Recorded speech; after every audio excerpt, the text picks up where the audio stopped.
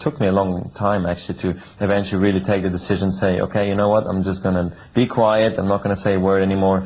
And I actually did that, but almost too much. I got to an extreme where I was way too quiet, and emotions were gone. So the best shot was normal, the worst shot was normal. I said, this can't be true. I got like into this flatliner, you know. And eventually I just said, I have to get the fire back, and I worked again on my emotions on the tennis court. So it took me actually a few years. It took me almost 3 years to get my attitude right. And really when I got my attitude right, this is when really the big results came, like winning Hamburg in 2002.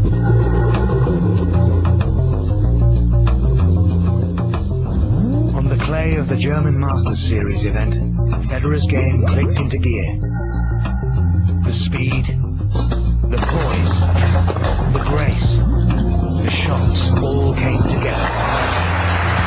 In the final, hapless Marat Safin was left demolished and demoralized as Federer took his third ATP title, by far and away the most satisfying and significant.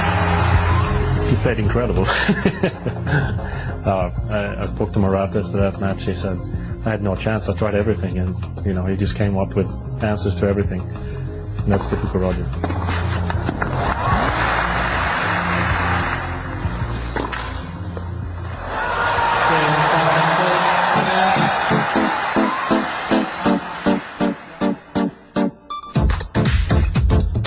While time spent away from home once meant loneliness and homesickness, Federer was now relishing the life of a professional tennis player.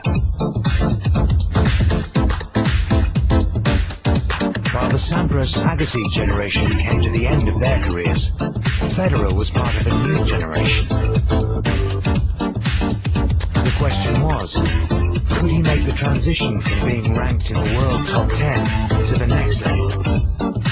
Could he become a Grand Slam winner?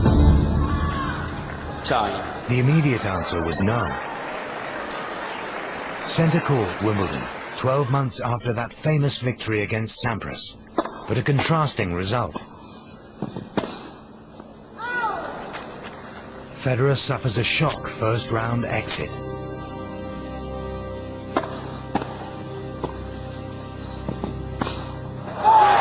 But the weight of a mere sporting defeat would be put into its proper context, and just a few weeks later came tragic news from South Africa.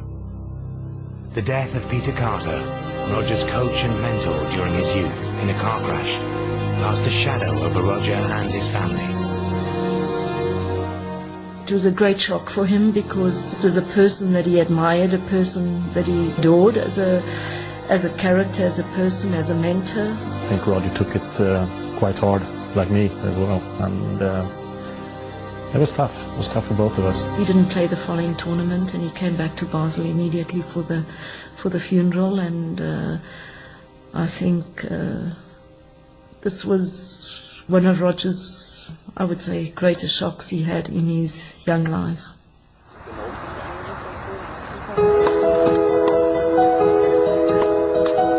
For the 2003 season, an improvement in Grand Slam results was the goal. In 16 Grand Slam appearances, Roger had reached just 2 quarterfinals.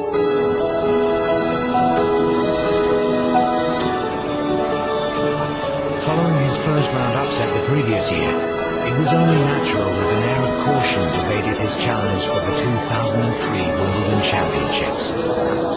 In some ways I felt confident, in some ways I felt a lot of pressure, because I remember exactly what happened the year before and what a disappointment it was. You know, my father was disappointed, my stringer was disappointed, my coach was disappointed, my girlfriend, I was like, oh God, you know what happened? And so here I am again and trying to make it up to everything that happened, and I just came off a first round loss at the French Open as well, where people started to question me if I was going to be maybe one of those guys who could never fulfill the talent. So I felt a lot of pressure. But once the tournament got underway, I started to feel better. This time, temperament, talent and fitness combined, and Roger made rapid progress through the draw. His quarter-final jinx was finally broken. He would play his first ever Grand Slam semi-final against Andy Roddick. With the other semi-final containing the far lower-seeded Sebastian Grosjean and Mark Philippoussis, if Roger could overcome the big serving American, he would be the overwhelming favorite for the title. But everybody was talking about Andy because he won in Queens, you know, it's England. I actually was very confident playing against him because I've beaten him in the past.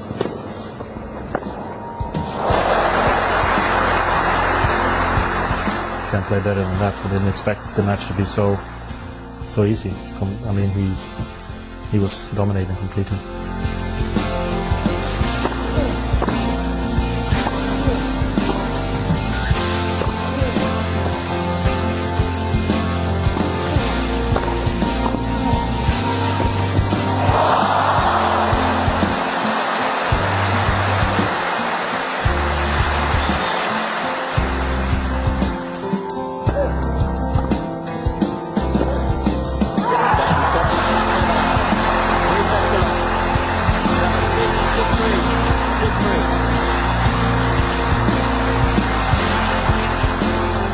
When I beat him so convincingly like I did, I was like, you know, I knew it, I could do it, but people were like in awe. He showed it again on center court how great he is, you know, and he's in his first Grand Slam final, and so that was a big milestone for me. That I think that Sampras win and then that Roddick semi-final win, you know, proving to tennis world again how great I really could be. Roger Federer was now in his first ever Grand Slam final, and life was about to change forever.